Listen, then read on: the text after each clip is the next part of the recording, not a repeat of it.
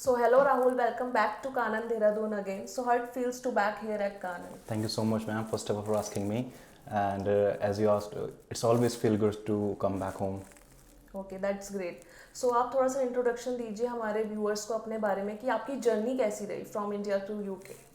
So first of all ma'am मैं बताना चाहता हूँ थोड़ा सा अपने बारे में ताकि ज़्यादा रिलेट कर पाएँ मैं यूके क्यों गया था और कैसे सब स्टार्ट हुआ था. So by profession I am an ethical hacker and because मैं साइबर सिक्योरिटी के डोमेन में ही रहा हूँ शुरू से, तो मुझे मास्टर्स करने के लिए कोई ऐसी यूनिवर्सिटी चाहिए थी जहाँ की डिग्री की जो बेसिकली एक रेपुटेशन बोलते हैं या फिर डिग्री की एक बेसिकली उसमें क्या रहेगा कि जितना ज़्यादा उसकी वैल्यू कहाँ पे ज़्यादा रहेगी. तो मैंने बहुत सारी कंट्रीज़ देखी, कनाडा देखी, यूएस, यूके. तो मैं कंफ्यूज था पहले तो कि मतलब कहाँ जाना चाहिए, कि बेस्ट मास्टर डिग्री कहाँ से होगी. इंडिया में भी काफ़ी देखी थी लेकिन इंडिया में मुझे इतने कुछ कॉलेजेस लगे नहीं थे. तो then one day I find out कि कान्हा इंटरनेशनल देहरादून में उस वक्त लॉन्च हुआ था.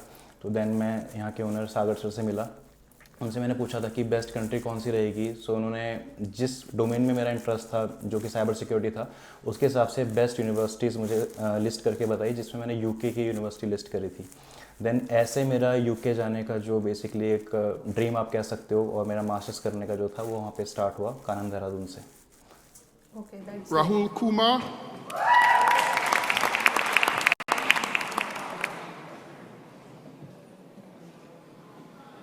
सो राहुल, बहुत सारे स्टूडेंट का एक क्वेश्चन रहता है कि यूके बहुत ज़्यादा एक्सपेंसिव है.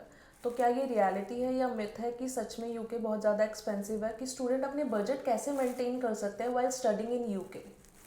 Very good question ma'am. So UK obviously no doubt बहुत एक्सपेंसिव कंट्री है and specially if you are going to London. So London जो है one of the most expensive cities in the world में आता है. And अगर आप London जा रहे हो स्पेशली अपने मास्टर्स करने के लिए तो वहाँ पे बहुत ज़्यादा एक्सपेंस तो आपको देखने को मिलता ही है, क्योंकि जैसे ही कोई नया स्टूडेंट जब जाता है, जब हम भी नए गए थे, सबसे पहला चैलेंज होता है वो होता है आपका फूड एंड अकोमोडेशन. तो वहाँ पे अगर आप अकोमोडेशन ढूंढ रहे हो, जैसे कि हम रेंट पे कोई अगर रूम वहाँ पे देख रहे हैं, तो स्टार्टिंग जो रेंज वहाँ पे होती है वो 350 पाउंड से लेके 500 पाउंड तक जाता है. और ये डिपेंड करता है कि वहाँ पे आप बॉक्स रूम ले रहे हो या फिर आप शेयरिंग ले रहे हो. जिन लोगों को नहीं पता बॉक्स रूम क्या होता है, बेसिकली वहाँ पे एक छोटा सा एक कमरा होता है, लाइक जैसे यहाँ पे इंडिया में लोगों के जितने बाथरूम्स का साइज़ होता है इस साइज़ के वहाँ पे बॉक्स रूम होते हैं. तो उनका जो रेंट आप पे करते हो 400 टू 500 पाउंड्स देते हो.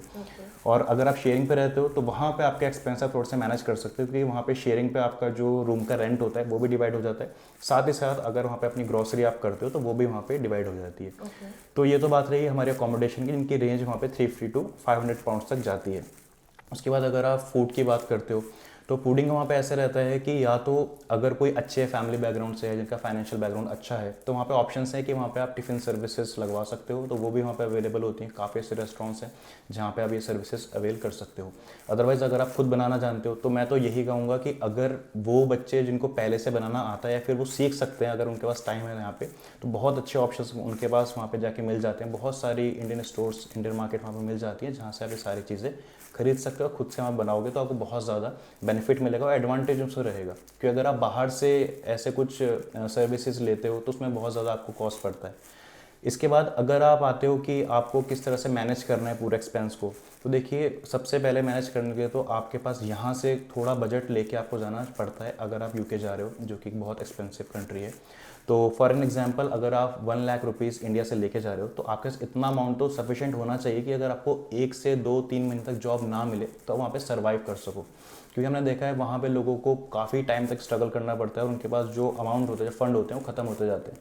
तो वहाँ पे बहुत इंपॉर्टेंट चीज़ ये है कि अगर आप प्लान आउट कर रहे हो तो आपके पास इतना अमाउंट होना चाहिए कि वहाँ पे जाके अगर आप जॉब नहीं भी लगे तो आप एक मिनिमम उस पर आप सर्वाइव कर सको. सो राहुल, एक बहुत ही पॉपुलर क्वेश्चन रहता है स्टूडेंट के बीच में कि जब आप यूके स्टडी वीज़ा पे जाते हो और पार्ट टाइम जॉब्स जब आपको करनी होती है तो उसके बीच में आपको कितना टाइम लगता है जॉब सर्च करने में? मैम एक ऐसा क्वेश्चन है जो कि बहुत सारे लोगों के बीच में जो जाना चाहते हैं बाहर, उनके बीच में बहुत कॉमन क्वेश्चन है. एंड मैं भी जब गया था तो मुझे भी ऐसा लग रहा था, मुझे पहले तो ऑनेस्टली बताऊं तो मुझे ऐसा लग रहा था जैसे मेरे पास स्किल्स हैं, क्योंकि मुझे 5 साल हो गए थे साइबर सिक्योरिटी डोमेन में as a trainer and as a IT technician. तो मुझे लगता था वहाँ पर जाके साइबर सिक्योरिटी में जॉब नहीं भी लगी तो एटलीस्ट मेरी एक बेसिक IT जॉब तो लगी जाएगी. जो बेसिकली मेरा एक मिथ था, जो मुझे लगता था कि मेरे पास एक्सपीरियंस है, मेरे पास स्किल्स है तो मेरी जॉब लग जाएगी. लेकिन होता है ना कि जो वहाँ जाके जब आप रियलिटी फेस करते हो तो रियलिटी बिल्कुल अलग होती है। वहाँ पे जब आप जाओगे तो कोई भी जॉब अगर आपको लेनी है, पार्ट टाइम जॉब, अगर आप स्टूडेंट वीज़ा पे हो तो आप 20 आवर्स ही काम कर सकते हो, उसमें आपको एक पार्ट टाइम जॉब की ज़रूरत पड़ती है वहाँ पे सर्वाइव करने के लिए। तो पार्ट टाइम जॉब का मैम ऐसा रहता है कि वहाँ पे आपका सबसे पहला जो इंपॉर्टेंट चीज़ है वो है कनेक्शंस, कि आपके कितने अच्छे कनेक्शंस है। वहाँ पे इतना ज़्यादा स्किल से फ़र्क नहीं पड़ता, क्योंकि आप रेस्टोरेंट में अगर आप काम करने जा रहे हो तो फॉर ऑब्वियस रीज़न कोई यहाँ पे अगर रेस्टोरेंट में काम कर रहा होगा तो यहाँ से रेस्टोरेंट में काम करके वो मास्टर्स के लिए तो बहुत ही कम लोग ऐसे होंगे जो जाएगा। तो पहले से कोई रेस्टोरेंट में काम करके यहाँ पे ऐसा नहीं होता है, फिर यहाँ पे कोई अगर सैलून में काम करता है तो वहाँ पे जाके वही काम करेगा। तो ऐसा तो कोई भी नहीं जाता, जिसको पहले से जो ट्रेन होता है वहाँ पे जाके आपको काम करना पड़ता है। सो राहुल, आपको कितना टाइम लगा पार्ट टाइम जॉब सर्च करने में? मैम मुझे अगर बात करें तो मुझे अप्रॉक्सीमेटली 1.5 मंथ्स मुझे लग गए थे जॉब को फाइंड आउट करने के लिए। एंड मेरा पहला जॉब जो लगा था वो नैंडोस रेस्टोरेंट में लगा था, एक MNC कंपनी है यूके की जो बेसिकली एक रेस्टोरेंट है। तो वहाँ पे सबसे पहली चीज़ जो मैंने जानी वो ये कि आपका रिज्यूमे, आपका CV कितना ज़्यादा अच्छा आपने बना रखा है। तो जैसे इंडिया में रहता है ना, हम 2 से 3 पेज का CV रेडी कर लेते हैं, देन उसमें बहुत सारी ऐसी चीज़ें, इररिलेवेंट चीज़ें भी उसमें हम डाल देते हैं, like hobbies, father name, mother name, ये सारी चीज़ें हम उसमें डालते हैं जो कि ज़रूरत नहीं होती है। वो हमने वहीं जाके जाना, क्योंकि जब मैं यहाँ से गया था तो मेरा 5 पेज का रिज्यूम था। एंड वहाँ जाके जब देखा मैंने, क्योंकि सेकंड डे जब मैं वहाँ पे जॉब ढूंढने के लिए गया था तो मेरे जो नियर बाय में अराउंड मैंने 20 to 30 शॉप्स में विजिट करा था, और मैं पैदल ही जा रहा था हर जगह क्योंकि कुछ पता नहीं था। तो वो बहुत स्ट्रगल का टाइम होता है। एंड रिज्यूम आपका 1 पेज का होना चाहिए और बहुत ही एक क्रिस्प रिज्यूम आपको वहाँ पे रेडी करना चाहिए। उसके बाद आप अगर हो सके आपके पास टाइम है तो यहाँ पे अगर आप कोई डोमिनोज या पिज़्ज़ा हट ऐसी कोई रेस्टोरेंट में अगर आप 1-1.5 महीना भी अगर आप काम कर सके तो वह आपको एक एड ऑन एडवांटेज देता है वहाँ पे रेस्टोरेंट में जॉब फाइंड आउट करने के लिए, क्योंकि सबसे ज़्यादा ईजी जॉब्स होती हैं वो रेस्टोरेंट्स में ही मिलती हैं। और डिपेंड करता है पर्सन टू पर्सन। अगर मैं टाइम की बात करता हूँ, जैसे मुझे खुद 1.5 महीना लग गया, तो मैं से कई ऐसे फ्रेंड्स हैं इनको 2 महीने भी लगे हैं। सो 1 से 3 महीना तो मिनिमम टाइम आपके पास होना चाहिए जॉब को फाइंड आउट करने के लिए। इसीलिए मैंने स्टार्टिंग में भी बोला था कि आपके पास इतना फंड होने चाहिए कि आप उसको बाद में यूज़ कर सको इन केस अगर आप जॉब नहीं ढूंढ पा रहे हो तो। So Rahul, in comparison with India, UK की स्टडीज़ का लेवल कैसा रहता है? सो मैम अगर मैं कंपैरिजन की बात करता हूँ तो ये जो हर किसी का अपना पॉइंट ऑफ व्यू हो सकता है और ये वेरी करेगा पर्सन टू पर्सन। अगर आप एक एक्सपीरियंस प्रोफेशनल हैं लाइक मी, तो जैसे कि मैं अपना एक्सपीरियंस अगर आपको बताऊं तो वहाँ पे जब मैं गया तो मैं कुछ ज़्यादा मेरी एक्सपेक्टेशंस बहुत हाई थी, क्योंकि मैं उस बैकग्राउंड में पहले ही पढ़ चुका था और बैचलर्स कर चुका था, देन उसमें मैंने काम भी कर चुका था। तो वहाँ पे मुझे जो मेरा जो एक्सपीरियंस रहा था मुझे वो उस लेवल की पढ़ाई वहाँ की नहीं लगी, क्योंकि मैक्सिमम जो वहाँ पे जो हमारे इंस्ट्रक्टर्स थे, जो हमारे ट्रेनर्स थे, वो वहाँ पे मैक्सिमम जो PPTs एंड PDF पे पूरा क्लास हमारी चलती थी, एंड प्रैक्टिकल्स थोड़े बहुत वहाँ पे होते थे। लेकिन मैं आपको वहीं पे अगर मैं बताऊँ जो मेरे दूसरे फ्रेंड्स हैं जो कि फ्रेशर्स थे, उनके लिए वो बहुत अच्छा था। तो डिपेंड करता है पर्सन टू पर्सन।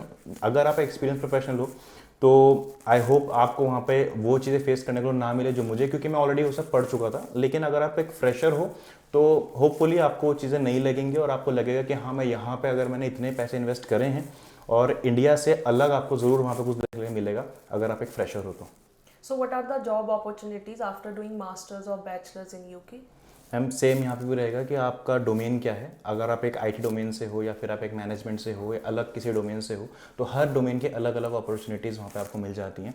लेकिन मैं उन लोगों को बताना चाहता हूँ जो कि अगर कोई साइबर सिक्योरिटी जैसे जहाँ पे कोई सिक्योरिटी डोमेन अगर वहाँ पे है, अगर उसमें जॉब चाहते हैं तो वहाँ पे एक बहुत ही एक पॉपुलर चीज़ होती है सिक्योरिटी क्लियरेंस। लाइक इंडिया में होता है जैसे पुलिस वेरिफिकेशन होता है, इसी तरीके से वहाँ पे सिक्योरिटी क्लियरेंस होता है।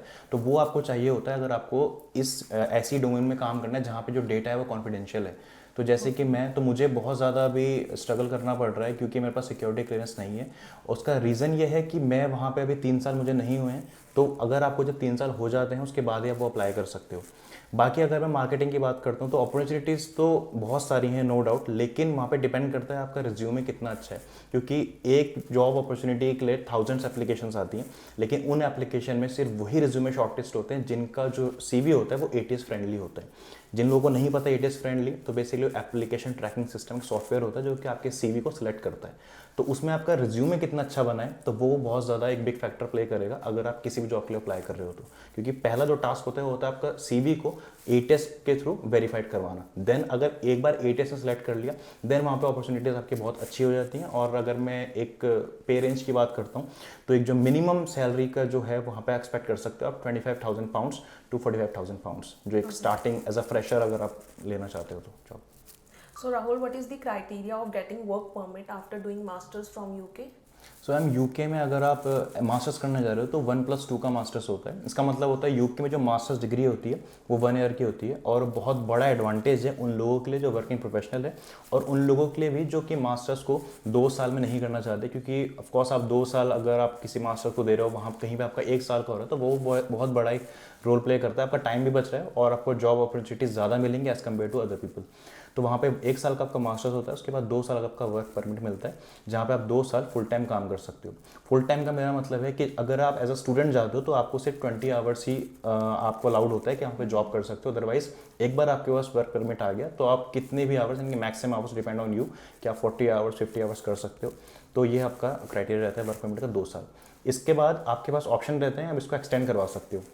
एक्सटेंड करवा सकते हो जैसे कि अगर आपने वहाँ पे कोई बिजनेस कर लिया, जैसे कि सबवे है एंड इस तरह से और भी कई फ्रेंचाइजी आप वहाँ के लेते हो अगर, तो वहाँ पे आपका जो परमिट है वो आप एक्सटेंड करवा सकते हो 5 साल के लिए। या फिर अगर कोई कंपनी अगर स्पॉन्सर करती है तो 5 साल के लिए कंपनी भी आपको स्पॉन्सर कर देती है। अगर ऐसा कुछ नहीं करना तो you can come back to India और जो भी आपको करना है आप कर सकते हैं। Criteria of getting PR in UK?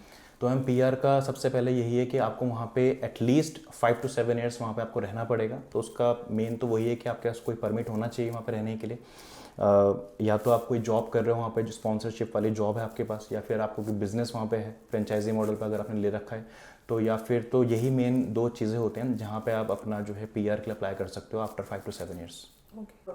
So thank you so much Rahul, it will definitely help out our students. तो जो भी स्टूडेंट अभी यूके के लिए प्लान कर रहे हैं उनको आप अपना क्या मैसेज देना चाहोगे? सो first of all thank you so much ma'am for inviting me here. And मैं उन सब लोगों को बोलना चाहता हूँ जो भी यूके आना चाहते हैं, या फिर कोई भी कंट्री, अगर आप कनाडा यूके कहीं भी अगर आप जाना चाहते हो, तो फर्स्ट ऑफ ऑल सबसे पहली चीज़ तो ये है कि आपको अच्छे तरीके से पहले सोच लो, पूरा प्लान आउट कर लो कि आपको कैसे जाना है, वहाँ पे क्या करना है, कहाँ पे रहोगे, आपकी जॉब लेने के लिए ऐसी कोई स्किल आपके पास है, रिज्यूमे कैसे बनाते हैं, सारी की सारी चीज़ें आपको डेफिनेटली पहले पूरी प्लान करनी पड़ेंगी।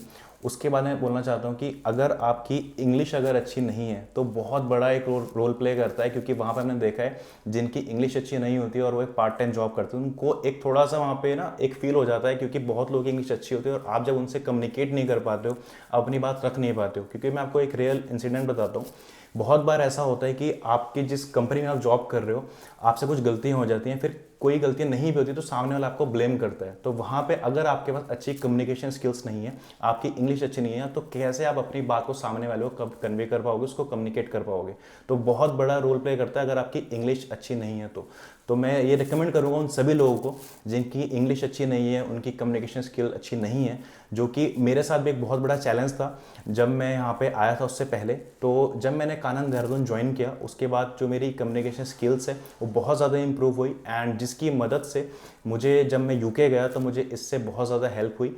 तो मैं रिकमेंड करूँगा उन सभी लोगों को, और ये बहुत जेन्युइन फीडबैक है, इसलिए नहीं क्योंकि मैं यहाँ पे पॉडकास्ट कर रहा हूँ, लेकिन मैं आपको जेन्युइनली फीडबैक दे रहा हूँ। और मैंने अपने जो मेरा यूट्यूब चैनल है साइबर अर्बन सिक्योरिटी, जहाँ पे मैं साइबर सिक्योरिटी और एथिकल हैकिंग से रिलेटेड वीडियोज़ डालता हूँ, तो वहाँ पे भी जाके देख सकते हो। मैंने वहाँ पे भी कानन देहरादून के बारे में बताया है, और वो कोई भी पेड प्रमोशन वहाँ पे भी नहीं था, और मैं यहाँ पे भी आपको कोई पेड प्रमोशन नहीं कर रहा हूँ। ये टोटली एक मैं आपको जेन्युइन एडवाइस दे रहा हूँ, क्योंकि मैं वहाँ पे रह चुका हूँ, तो इसलिए मैं आपको रियल एक्सपीरियंस बता रहा हूँ। तो ये सारी चीज़ें आपको देखनी है, पहला आपका जॉब, आपका CV, आपकी कम्युनिकेशन स्किल्स, एंड आपके पास इनफ फंड्स होने चाहिए अगर आप यूके जा रहे हो तो यही मेरी एडवाइस रहेगी। और जो भी लोग नए जा रहे हैं, देखिए 6 मंथ्स और 1 ईयर तो आपको स्ट्रगल करना ही पड़ेगा। स्टार्टिंग में जब जाते हो तो आपको लगता है कि यार मैं वापस चला जाता हूँ और वहाँ पे मेरी अच्छी लाइफ चल रही थी, वो इसलिए लगता है क्योंकि अपनी कंफर्ट जोन में आप रहते हो।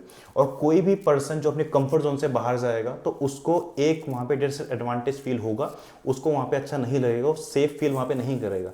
तो मैं उन सब लोगों को बोलना चाहूँगा कि साल के 6 महीने आपको तो ये कंफर्ट जोन से बाहर आना ही पड़ेगा अगर आपको ग्रो करना है तो या तो आप वो 6 महीने का स्ट्रगल देख लो, या फिर जो आपकी आने वाली अच्छी लाइफ है या आपको वो देख लो। So thank you very much everyone.